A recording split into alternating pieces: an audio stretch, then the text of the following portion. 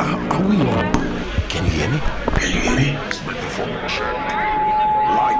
Lights. Cameras. This is swanky. This is lifestyle. This is culture. Welcome to the social center of everything culture. Culture Daily. Don't forget, if for more conversations, jump onto digital platforms and you definitely get all the updates. And don't forget, this show heavily powered by 3 Meter Digital as well. Now, yesterday, conversations around the president-elect, the presidential flag bearer of the MPP. Thank you very much, His Excellency Vice President Dr. Bawumia had an open speech at the UPSA auditorium. And for us in the creative space, just like when these things come up, we always look out for the area that speaks to us and what aspirants and governments and their intentions and how to build the creative arts. And we are having this conversation because, of course, it comes back to affect us. Olele, I don't know if you can pull out an extract on from page 66 on the shared document. Well, we actually have a video. Okay. Of the Kanke CCTV. Okay. We have a video of the Bawumia Speaks event where he actually spoke to the industries that matter to us, which is in this case the creative arts, tourism, and sports. So if the video is ready, the team can play it and then we can look at what he said there. Exactly. Let's check it out.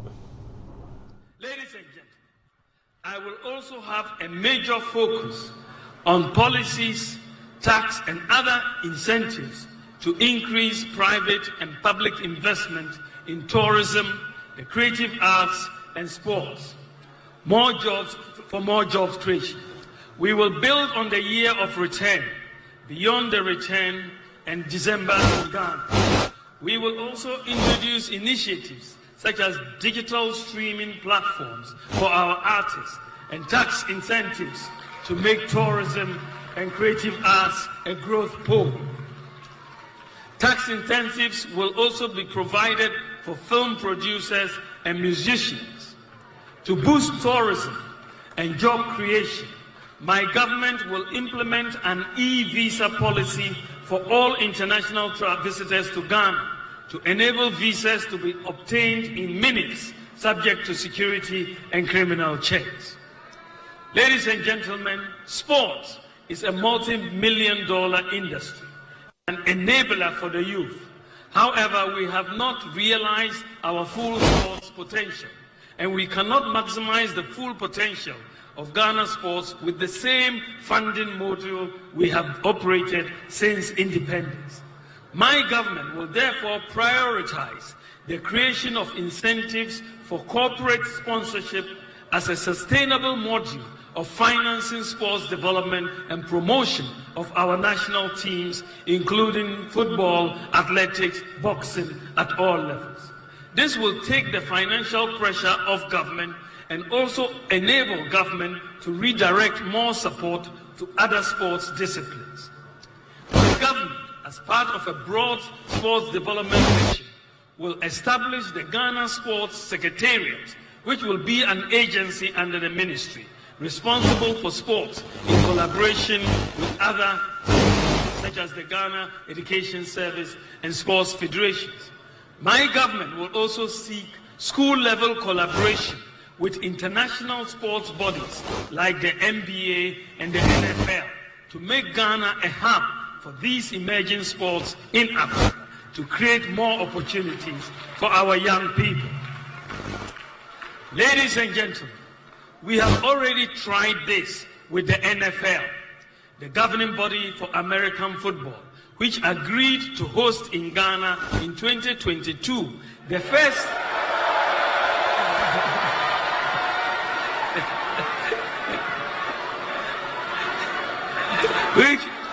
which agreed to host in Ghana in 2022 the first ever NFL flag football in Africa after my engagement with them. This paved the way for 10 young Ghanaians to be selected to the United States to represent Africa in the global NFL tournament last year. Another set of young Ghanaians who were picked after the second NFL Africa football was also held in Ghana last year are currently in the United States to represent. Well, sorry, I beg your pardon, not any. Yeah, well, thanks to source from City TV yesterday, and picked that footage with why is it today that I'm just lost on a lot of things I'm going to say? It's a Motown thing on Thursdays. No, it's not a Motown thing. On it's Thursdays. the effects of sitting with other schools in the same room. That is what it is. Of course, it's the effects of sitting. Of course, yeah, Olele. Of course, it's there. Of course, I'm a Motowner. If I can't speak well, it's the effect of sitting in the room with other low-graded. Oh wow! Oh. Me, I don't like how you're talking about Olele. Of course. So I've gone to page 66 of the document that was shared with regards to the speech from His Excellency Vice President Dr. Bawumia on tourism, sports, and creative arts. Now, let me just go to about the fourth line that says we will build on the year of return beyond the return, December in Ghana.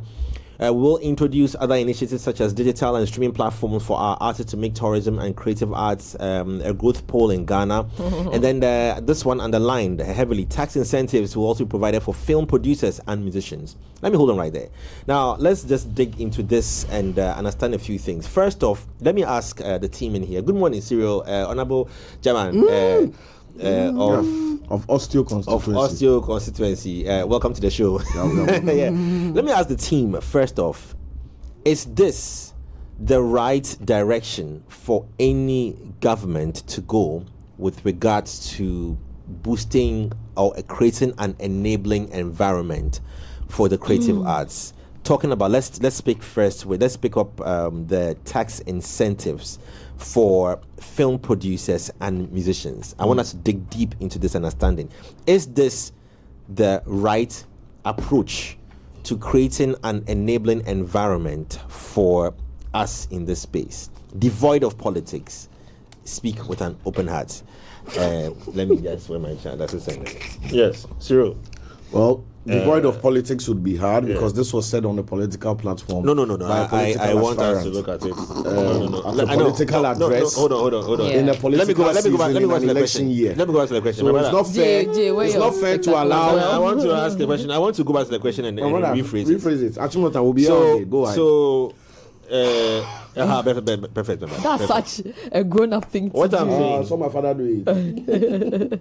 So, devoid of politics, and I want to reiterate that because it is very easy for politicians to speak on such matters, ahead of time. The promises, I will fix the black stars, I will create I will create I'll give tax incentives for this thing. I would reduce tax on electricity. Yes. I'll buy you bicycles for everybody. It's easy to say those things, but I don't want us to look at it. I don't want us to speak. I don't want us to answer the question on looking at personalities. I want us to answer the question on beyond governments, beyond individuals and their visions.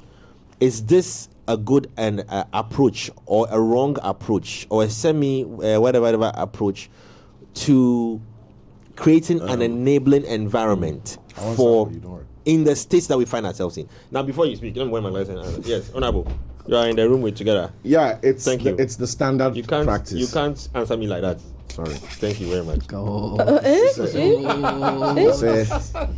50 plus week. It's a standard. I don't know if you guys are seeing, but yeah. Back in our time, Wow. it's a standard practice. When you were 40. It is. It's not. This is not like we've not invented anything. Yeah. This is not we are going to the moon. Creative. I don't think these things. It's basic. It's a big duh for me, to be very honest. It's like, yeah, we know. We've sat here and said this. We've had experts from the music industry, film industry, and everybody knows this. And I don't think the Honorable Vice President now discovered this. Honorable Vice President, His Excellency, please. His Excellency, the Vice President. I get confused with you have to speak. His Excellency, my apologies. His Excellency, the Vice President. You have to. I don't think he just. Olele, yes. I stand to be corrected, but I don't think he just realized this. It's not a wild thing. This thing has existed for decades, and that has been the model. Other successful countries who have invested in film, movies, music, concerts, events, leisure, whatever, tax incentives are universal. They're like one of the first things you think about when you're thinking about growing any sector. We've done tax incentives for foreign companies that come into Ghana to set up. Right. Right? We've done it several times.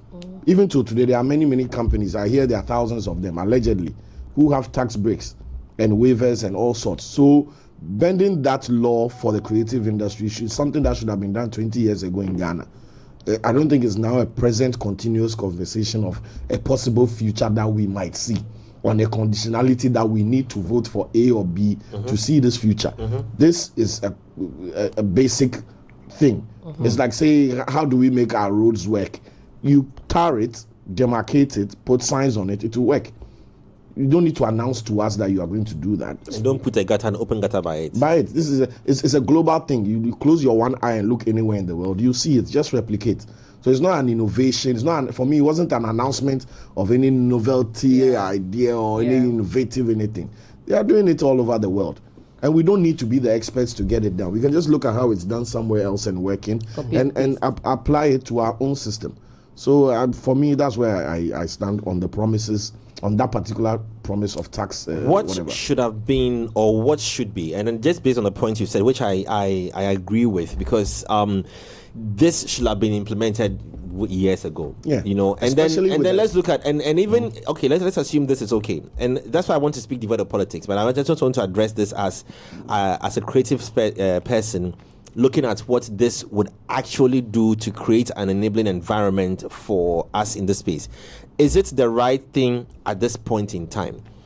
And I beg your pardon, that's another question I want to ask. Guys, is it the right direction at this critical point in time for us in the creatives? On our top most priorities and wish lists, who will be the biggest beneficiaries of this? Number one. How will it affect the mass creatives? Number two. And how will the mass creatives still also on the tax incentives? on a tax incentives? How will a musician really benefit off a tax incentive as well? Already, we know they are being taxed. Most of them bypass the tax because some of the payments are cash. Cash transactions. With no contractual agreement the or industry anything itself. So I'm asking again. What you are saying is that the industry is very informal. So the approach, per what has been highlighted, is that what we need to do now? No, it's not the priority.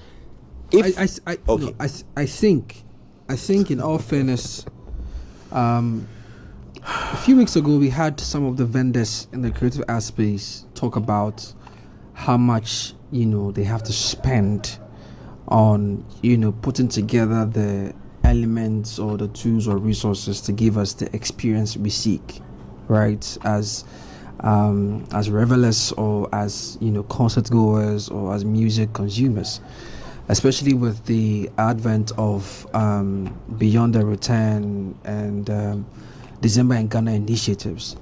They also did bemoan about the fact that they struggled to bring in the necessary resources or tools to give us an enhanced experience because of the kind of taxes they need to pay on these imports. We've heard Hollywood film directors, speak, if not on local radio, speak on international platforms, say that anytime they seek to come and do some form of business in Ghana, whether to shoot a movie or to shoot an ad or a commercial whatsoever, they pay all sorts of ridiculous tax, all sorts of ridiculous taxes, that more or less discourages them from looking to invest in Ghana. And generally, if you look at the tax conversation, the tax situation that we are facing, apart from the creative arts, the economy as a whole has been affected heavily by some of these taxes that have been introduced. Although they are supposed to help build the country or build the economy, some unfortunately have not been worth their salt.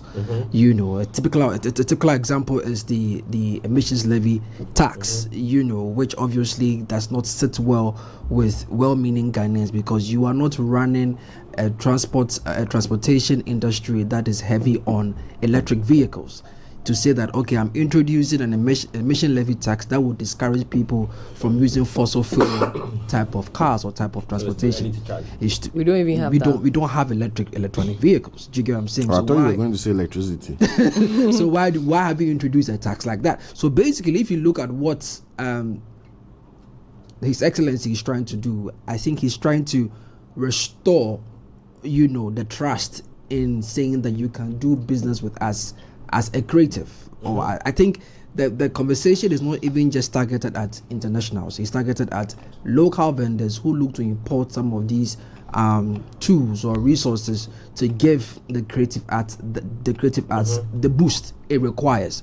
So if indeed that is what he's looking to do, I think, even though it's something that is not, you know, it's not, what's the word I'm looking for? It's not innovative. Yes, it's not much of a big deal, because Ghana is 66 years, and we are now thinking of giving tax incentives to, you know, although it's not innovative, I think is a very good, you know, a vision, you know, that is positioned or situated to help the creatives. You get me? Because it's long overdue. It's long. Nabil was here. He was talking about how he couldn't bring certain trusts in because it was going to cost him an arm and a leg. You get me? And so if they have identified it, it's not too late. I don't think it's about identifying it. I think that these are conversations that we've had too many times, over and over and over again. We've spoken on how, you know, creatives, you know, should be given tax incentives just to make work easier, right? What I think is that sometimes we play on people's pain points, right? This is not a wild thing that will let me say, oh, okay, let me cast my vote, or let me, if that's not my political party, let me now affiliate with them as a voter, right? On playing on people's pain points, okay, I hear that's what some people do, right? What I think is, by extension, right, after these tax incentives are granted, and then, you know, these gadgets or equipment or logistics and everything come into the country, how are we going to make sure that the creatives find ease in also accessing some of the venues? How do we make sure that creatives find ease if they have to use like tourist centers, you know, all of these things? What other ambience or environment are we creating for the creatives to be able to thrive? You know, will these vendor owners as well, to add on to your point, will these vendor owners as well, after enjoying some of these incentives, translate that comfort or cushion to the end user, the person who's coming for the experience? Yeah, or even into the quality of the product, right? So if it's a music video, if it's a movie, whatever it is, you charge less because you got a tax incentive. You know, or maybe even if you are an event organizer, are you going to now, you know, charge less because now you don't have to rent from somebody who has the wherewithal to bring in a lot of stuff? Is it going to be, you know, is there going to be a ripple effect? So that is not just you know, His Excellency saying it, and then once someone brings it in, things are still as expensive as, you know, they were before, right? Are we going to feel the ease of these tax incentives? So to, you know, that's what add on to your point, and possibly, I don't know, ask a question out of it. So I'll just do a calculation on, for example, to rent the Grand Arena is over 100,000 cedis. Yeah. Yes. Yeah. Now, somebody might think the price is, you know, like, wow, 100,000. Yeah. It's exorbitant. But I was doing a little calculation. Let's assume there's 100,000. Okay. It's more than that, I think, or maybe around that price, because I've made inquiries before. So let's use 100,000 cedis flat. Now, if you work your taxes on that 100,000 Ghana cedis, you are looking at about an extra 15,000 or 20,000 Ghana cedis tax. That's a lot. That is a lot of money. I'm sure there's ground rent to be paid to the owners of the facility, that's the conference center, for building the tent over there. So I'm sure a certain amount of money might go to, I don't know what the transactions might be. That certain amount of money would have to go to them as well for using that space. Then there's electricity. If somebody wants to use the tent, I'm very sure when you book it for a day, they had to give you a time to pack in and pack out. And packing in and packing out, they just can't, there are no windows there for you to say you're opening the windows to allow. So it's air conditioning that is running. I don't know how much air condition electricity that tent would have to use to power it for 24 hours almost, to keep someone to set up and have your event and remove. So you might do the calculation and realize that at the end of the day, the tax incentives that we speak of would definitely have to cross over into so many facets of creative art space. That is the only way that I can walk back to the conference center, the Grand Arena, and then when I ask for the price, they might say, oh, guess what? Because of X and X and X reasons, because now Electricity Corporation of Ghana has granted us a certain discount on payments of the use of the place because it falls under creative arts and you have this to enjoy. It's no more 100,000. Now you're not going to sell the electricity to you at maybe 20,000 Ghana cedis you need to power the 2 days or a day. Now I give it to you at 10,000 cedis. So that should reflect in all other things, because the logistics that is being used is enjoying some tax rebates or tax reliefs on there. It means that then it's also going to affect ticket prices. Then it even goes into the creatives that are going to use themselves, the talents that are going to be used themselves. Are they even also going to consider that because of X and X and X and X we're enjoying? So if I'm going to book Stone, Sack, Samini, Kelvin Boy, you name them, all the Drake, all of them, Spacely, all the artists, and the event organizer is saying that because of all these things, my guy, that 100,000 that you're asking for, you have to come down. Are they also willing to? So you see, there should be a certain ripple effect of these things that transcends down to the barest minimum, the last person at the end of the food chain who's offering a certain service of some sort. But if also economic challenges would let the organizer of the event, the guy providing the logistics, giving you the steel sound and light, tell you that, but the fuel I'm buying, that I'm carrying the logistics here is expensive, so I'm going to charge. Then it's a defeatist approach to the entire promise, even right from the beginning. And it doesn't to the end. work. Hence the reason why I asked that question and she was answering that. Is this really the approach? And that's why I'm coming back again. Is this really something I want to read for us? the approach? We are dead. If Cyril is wearing his glasses and says, Do you see what you showed? Do you see what you showed? Is that it's short? We might read fast. I'll so the question is that, is this really the approach? Or do we have to look at certain things internally before we even come to immigration and what is being shipped in and shipped out? Or do we have to look at, a certain a bigger picture beyond taxes, and how we can really create an enabling environment to be able to, foster growth on in our space? But Cyril, as you say, you want to take over. Let me hear from you. Yeah, before that. So I was saying that the infrastructure and framework to support the creatives is not functional. We need to have a functioning system within a viable industry. Then we can talk about incentives to fuel collaborations and growth. The fact is that even the human capital is not up to par. How are we improving that? The framework of TV and radio to support the creative arts are not in the right state. Royalties, syndications, fees, etc. That's another story. What's the point of giving me a tax break to produce a TV show or film that will show on a TV station where I earn nothing? What's the logic behind that? Exactly. Theaters, event centers, production centers, studios for film, sound, etc. Where are the innovations and former promises to create these in a bid to enable players in the industry to advance in our skill and our output? We've heard a lot of these things before. We've seen zero execution on them, and our human capital, which is the biggest part of the creativity, is still substandard to a large extent. There are a few standout creatives doing it, pushing against the tide, like the Nabils of the world, etc. But we cannot all be exceptional like Tometi and Nabil.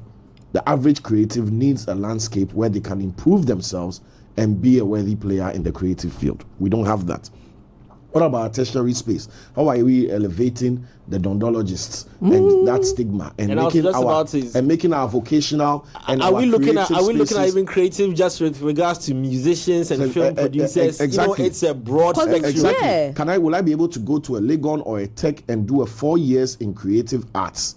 Properly, and not be called a dondologist or my course be let them call me whatever they want to call me. And people look down on it. Let the course be impactful in the real world, translate more into the real world. It's impactful now. Of course, there's a lot of great graduates from the School of Performing Arts, etc., who are doing things in the real world. I'm an example before you move on. But they'll tell you that, George Quay, Nash Oko, my own wife, all of them, have great stories to tell about it. But of course, they would also tell you that there's more to be done and more that's been needed for decades now.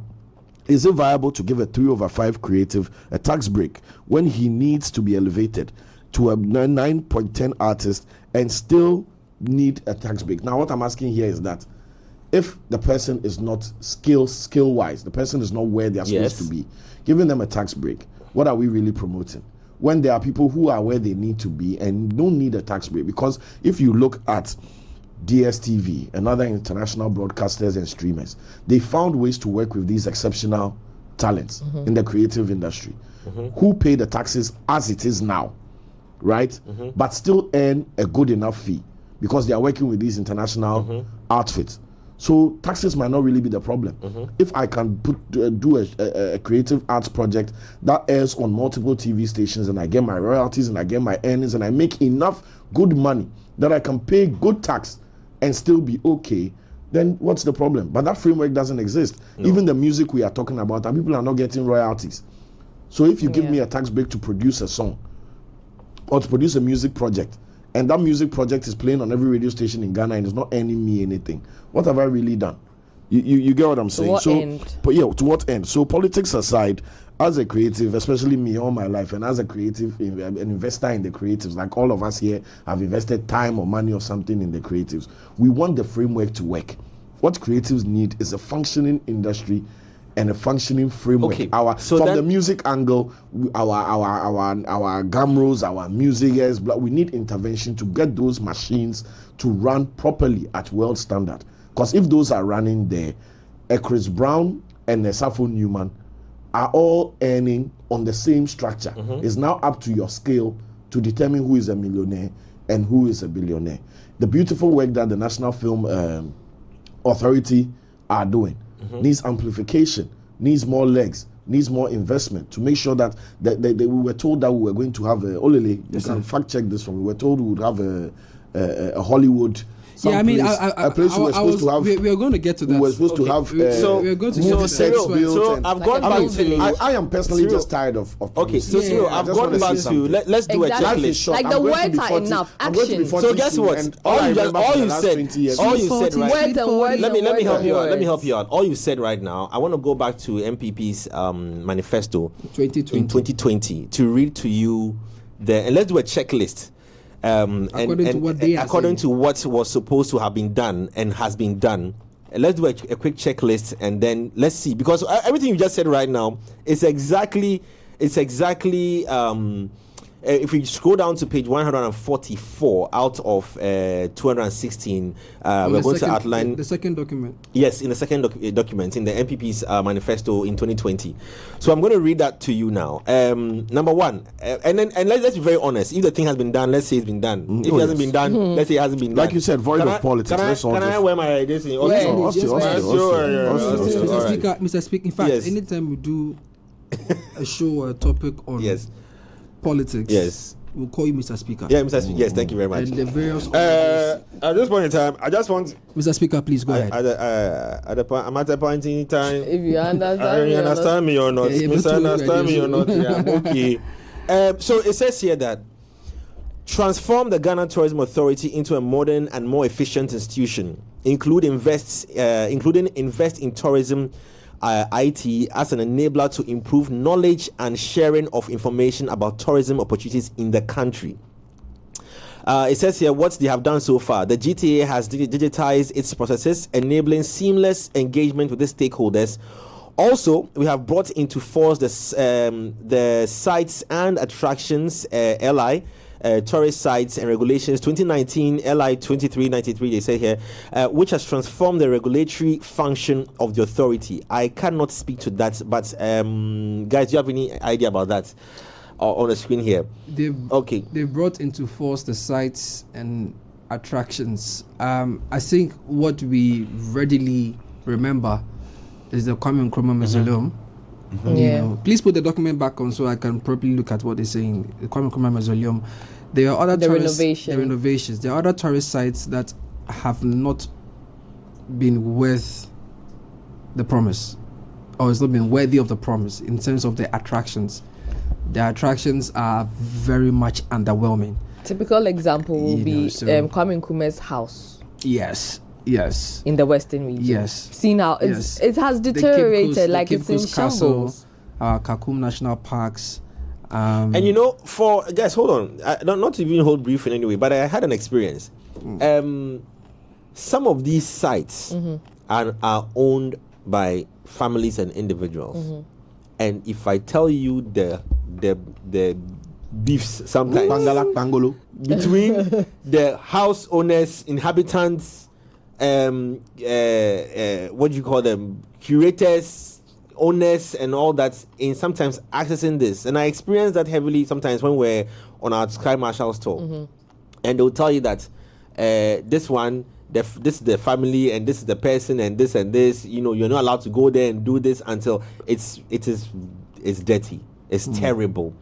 And for anybody to be able to resolve some of these problems, unless you are a Trump or so the families have problems. Let me get you right. So the families have these intertwined problems and complexity so much that the MCE, DCE, member of parliament, minister, the chief director, vice president, president, none of them can talk to them and solve it. It's financial. Is it financial? Because if it's financial, it's bathing in problems beyond human understanding. No, but I think that if it's financial, Jay, based on your experience, I don't want to mention one of the names of the places and then the issues that we encountered. And how it played between family, I don't want to say politics, but families, owners, land owners, and Ministry of Highway, the road leading to the place. You understand? It was. So yes, it's difficult, bro. But my question, I'm just holding back. It's difficult. I agree. I empathize. Is it impossible? I don't think it's impossible. Exactly. So you see, it comes back to. You're telling me we can't. So it comes back to. And you see, that's what hurts me about African mindset. It comes back to the question I asked in the beginning. What is this what we need now? How do we resolve some of these problems? These are some of the things that we need to go down. Because for Nabil, CEO of Event Factory, or for all other houses, media houses, all the other event organizers, George Quays and Co, to say that I want to go to Fort Comantin around the Cape Coast area there, or Elmina, to go and pick the place. I'm sure you haven't heard of Fort Comantin before. No, never. Yes, my first time. To go and pick Fort Comantin and transform the place into an event, an experience on slave trade for people to come and watch it. Before you can get the accesses to use some of this, and I'm not saying Fort Comantin is a problem, I'm just as an example. Before you can get the access to use some of these things for some of these ideas, is where the challenges come up. I have a question. Yeah, please go ahead. Do they have these same land ownership and family problems when people enter our forest reserves to start Galamsey? Cyril. You have. That's another thing. The head on the nail. You have to use the nail. If it's Galamsey, nobody's family is fighting. Cyril, you have to use. But if it's tourism there, you have to use the nail. The problem. Or to for hit the hammer. And the hammer is broken. Yeah, the hammer breaker. I'm close for today. So okay, finish. I want us to go continue. That's a very valid point you just said. Valid, very valid. Extremely.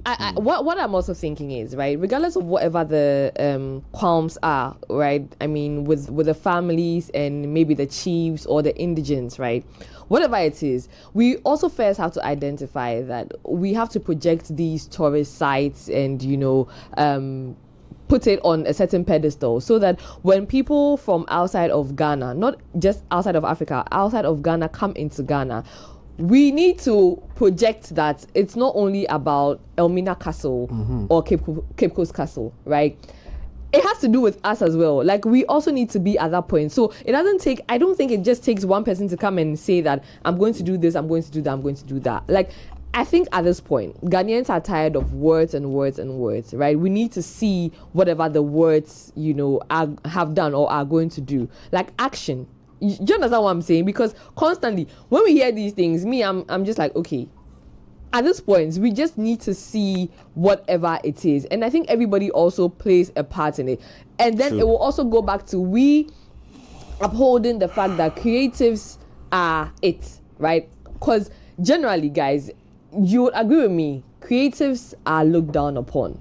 Regardless, whether you are I'm a visual accident. I was looked down upon. Yeah, whether you are front of camera upon me or here. behind the scene. Don't you look down upon me here? Even at your height. Yeah, at my height. You're looking at your height. You don't You're look being down looked down upon. Like, if people in front of the camera, people I behind. thought you were singing Terminator.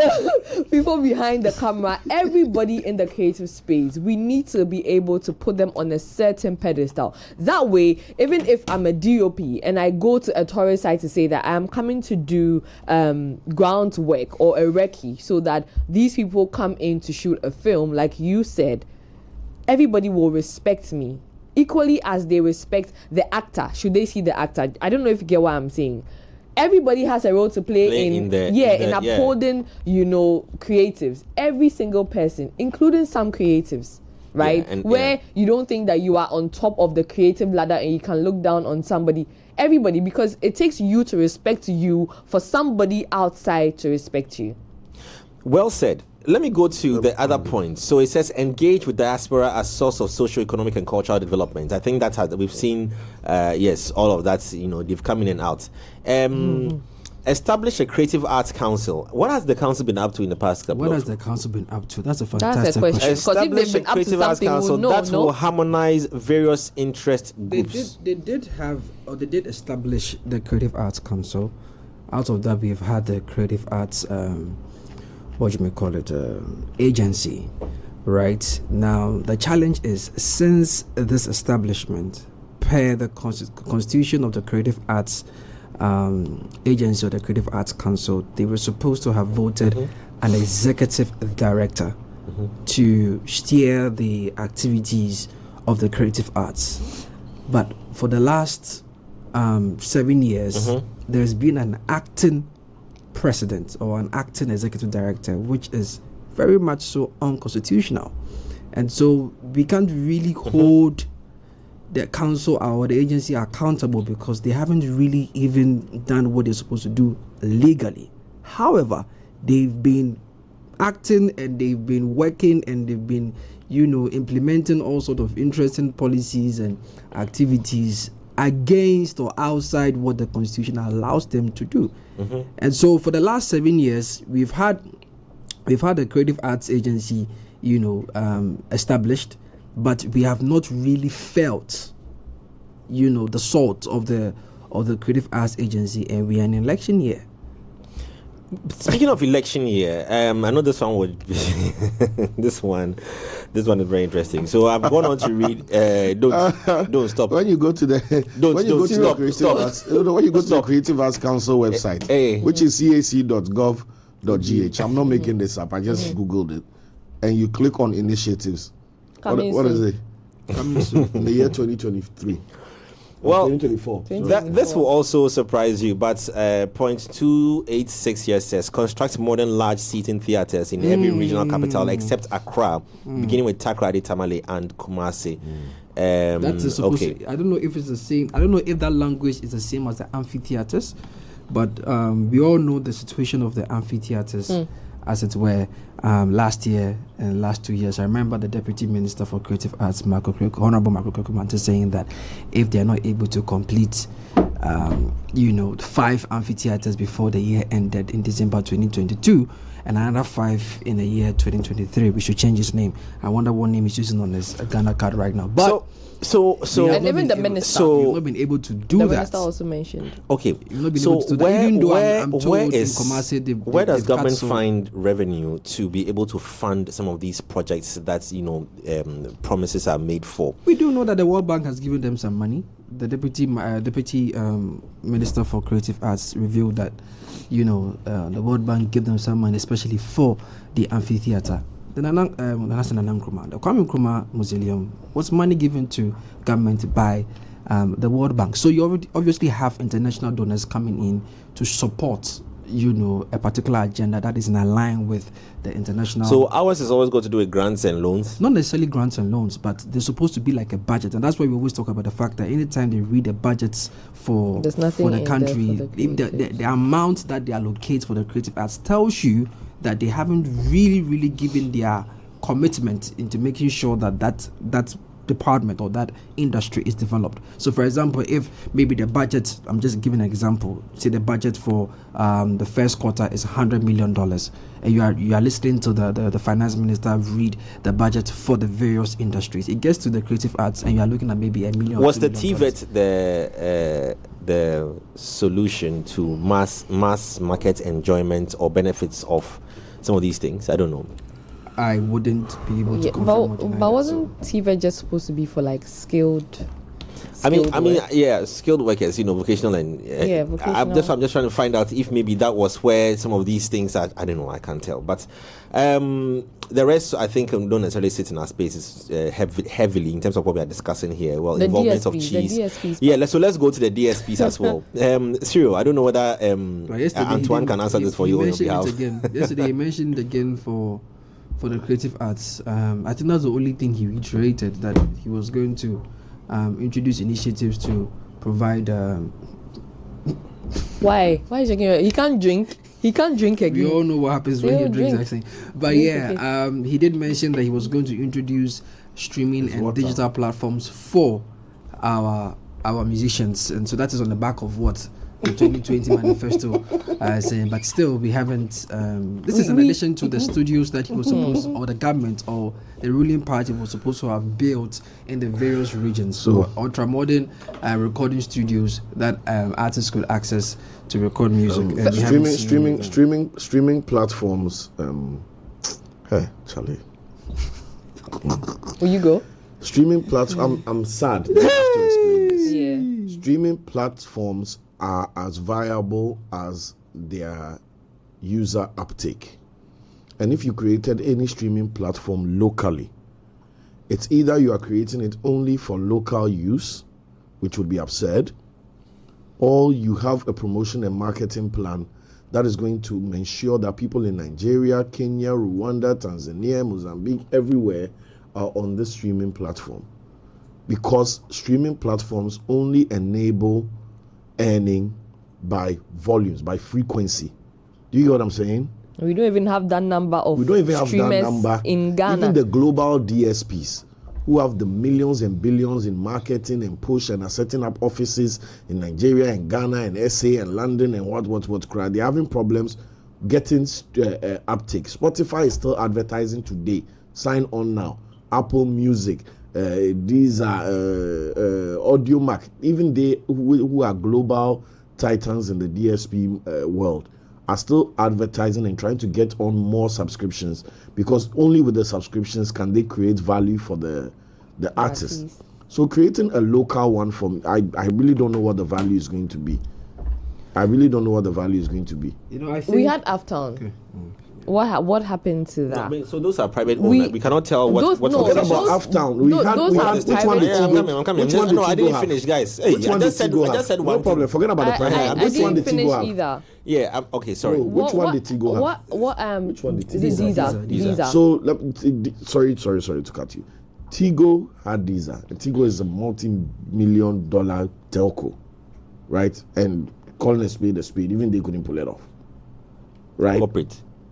That's a big private corporate that already had a subscriber base, that was already pushing internet penetration, that was already pushing and leveraging on multimedia use. They had all the ducks lined up, and even they couldn't get people to change their minds to choose Deezer and sign up to support this thing that they are saying about DSP. Is literally what Tigo did with Deezer. A localized DSP on a localized telco for a local market to consume local music. That's literally the same thing that they've just said in They different spend ways. so much money on it. And millions. We all work on that in somehow, some way. Oh, my brother, you chop money off it. Yes. You understand? And even that one eventually beans. Yeah. So it comes back to, okay, finish. What I was going to say was we have to also put work into making people accept what is homegrown. We've not even finished doing that with African prints or with things that are competing on the international market products, right? So with watches, with clothes, with cars, all of that. We would opt for, I don't know, but some way, somehow, the typical Ghanaian will trust a watch made outside of Africa than a watch made in Ghana or in Africa, right? And so it translates to everything. You'd rather buy a car that has not been made in Africa or in Ghana than buy a car that has been made in Ghana. What it is we have to try and accept. It's unfortunate. Some assaulted car and then from outside and remodel or bring it make and it. fix it. It's true. If we are allowed to insult our fingers on TV, no, but it's true. No, this is not true. I'm just saying that if we are allowed, if HR were allowed, your car will arrive at your car will arrive at port with blood stains. That one said you are okay with it, and we are okay with that, right? We've not even finished talking about all of those things. Talk about DSPs. Deezer and Aftown are a typical blueprint as to how these DSPs that His Excellency speaks about, how they are going to perform. Now, what I would have appreciated was using the Aftown and Deezer blueprints to say that we've had some in the past. Probably we did or we didn't do certain things right with them for consumers to jump on it, right? Or be comfortable. Thank you. Yes. Or be as comfortable using as a blueprint. Yes. Using them as we are using Apple Music or Spotify. Maybe with Airtel Tigo now. Thank you. And we want to rework and just to firm up the private or Aftown. Do you understand? Rather than to say that you're going to create DSPs, because it's not like it's not been done budget's before. Been allocated. I don't think. And then it's going down the drain. Like the COVID-19 website that was supposed to track. The C-top. And then the app was created, like, right? These things have been done before. So how do we rather build on these things, or what's the update? Like these software that will make us want to use it. No, but it's true. Would you rather buy an accident somebody's near-death experience? That is your moment of joy. That want to buy a car made in Ghana. No, if they're doing the bomb paper, you are there's somebody in California somewhere going, I thank God I didn't die. Yeah, but you choose that. Do you understand? So I feel like it's also some guy for Kogombe go do airbag, they go come out and fix them well. That's what we celebrate. That's what I would have preferred. How do we rather revive the Uptowns and the Deezers than rather create a whole new thing? On Facebook just says Charlie, but I just want your present. That's all. Dollar. You know what the should have been? It should have just come out and said, Charlie guys, since I come, we can run this team. We run this team. Respect your elders, Because I mean, and looking at the creative arts audience, right? Let's look at the response from the creative arts industry leaders. Let's leave that for our viewers. Go on your favorite celebrity, your favorite industry heads pages, and see what they also think about this plan. So that is not just the opinions of the culture squad. That is why I'm happy we are touching on this, because interestingly, I noticed that the conversations from last night all the way into this morning were centered on the scrapping of the bet tax, the emission levy tax, the e-levy taxes, scrapping of the COVID. Do you know why? The ECG tax, the flat rate on imports, like, and so on and so forth. Do you know why? Nothing has really been said, or I'm not really seeing like a conversation by the creative arts leaders asking questions and poking holes into, because see, the conversation about the amphitheaters alone is enough to say, where are these people? Because you see, yesterday the impression that the vice president gave us was, because I was a vice president, I couldn't implement certain things. Because of the vice president, I couldn't implement certain things. I report to a boss, and he decides whatever he wants to do. Okay, cool, fine. But before you became vice president, or during your time as vice president in 2020, you all sat down together as a party, and you brought some of these policies or some of these promises, the amphitheaters, the studio recordings, whatnot. In your first speech, or in your first event speaking to the public or speaking to the media, you never reiterated any of these things that were said almost 7 years ago. So I'm wondering, are there two different teams that work in the party, or it's just somebody putting things, or is it because at the time they needed the creative arts community to hop on the bandwagon and give them their votes? Because it looks like, you get what I'm saying? Because it looks like this creatives were used. A lot of creatives were used and this in is the past election. This is a 73-page document that had, like, even with the sports, you could clearly tell, like, oh, he was like trying to be very comprehensive. But with the creative arts, it's like barely 2 paragraphs. Barely 2 paragraphs telling me that you just want to give me tax incentives. So it goes back to the first question I asked. E-visa for this. It goes back to the first question. What happened to the creative arts part? We are the salad on the food. They You don't know. Hence the first question I asked. Why you don't know that we are the really salad on the the food? approach. When Yes. E-Levy and Co are the rice, they heap it like this. All he said, Yes. There's a sprinkle some all creative arts on it. all he for said me. was we are going to just leverage on Beyond the Return, Yes. December in Ghana. Who are the people that make the Beyond the Return in December in Ghana? Yeah. On that note, Shaniqua on that note, and Shinene we will bring the conversation from and Rayshon. and we would get back to osteochromopolysis. Anyway, thank you very much, ladies and gentlemen, for enjoying the show this morning with us. To all those, to all the other people as well who are listening to us via socials and TV and radio as well. It's a big cause for us to think about the space we find ourselves in and how, and the reason why we talk about this is that in wrapping up, and this is my food for thought. You see, when your child applies to a senior secondary school or senior high school and wants to do visual arts, and you look at the child in asking, what are you going to use it for when you finish school? And when your child enters university and is pursuing a course in the creative arts in this 21st century, and you're asking yourself, what are you going to use the wood art the carving that you are studying in uni for? It is the reason we're having these conversations. Exactly. Because if there is no enabling environment for your child to finish off and not be compared to science students who might have, or certain art students who might have certain corporate jobs waiting for them, even now I'm quite questionable, but waiting for them, then how much more the guy who went to learn how to carve wood, who you see as now is just you only wood you go learn.